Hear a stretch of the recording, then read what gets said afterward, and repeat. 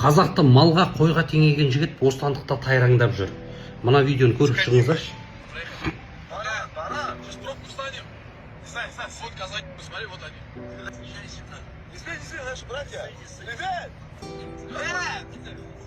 Анық малға, қойға теңеп тұр да. Ана екі жігіт қамалды, әрине күлкілі 15 сутка. Мына жігіт енді бостандықта жүр. 1980 жылы Алла Пугачева Алматыға концерт беруге келеді, микрофон қосылып қалады, сахнаның сыртында как надоели мне эти бараны деген сөзі бар. Дәл сол сөзді естіген Өзбекәлі билікте отырған кезде мүлдем Қазақстанға кіргізбейтін қылып тастайды да, депорт жасайды да. Сондай ағалардың жоқ болғаныма деймін де, дәл сол кезде КСРО-ның заманы еді да. Қазір егемен тәуелсізбіз ғой. 90 жылдар бөрілердің көшенің заманында батырларымыз ешкімге есе бермеді. Қазақтың қыздарының ар-намысын соңына дейін барды.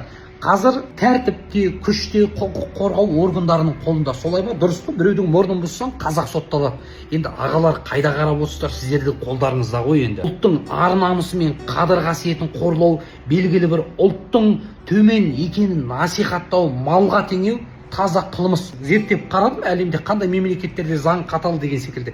Эфиопия, Польша, Индонезия, Франция деген секілді мемлекеттерде осы жағдай болатын болса, ол жақта сотталады. 15 сутка деген жоқ, күлкілі. Өзімнің түйінім бауырлары, дайректте не бір хаттар келіп жатыр да, ананың мұрнын бұзам, менің көршім базы, Әзірбайжан тағысын тағы.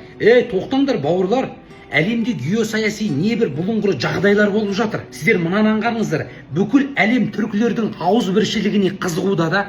Қалай фитна, қалай бүлік салсам болады. Осындай блогерлар сатылады да, Құдай сақтасын, мен аңғардым да. Осылар арқылы Әзірбайжан мен Қазақтың ортасына бүлік тастауы да мүмкін. Сол үшін бір ұлт жаман деген сөз емес, небір қазақтар да бар әлемде бұлықтырып атқан. Әзірбайжан ба тиісті жазасын алу керек. Бірақ ұлтқа тіл тигізбеңіздер. Осыны айтқым келеді. Әзірбайжан мен Қазақтың ауызбіршілігі, түркілердің ауызбіршілігі бізде жоғары тұру керек.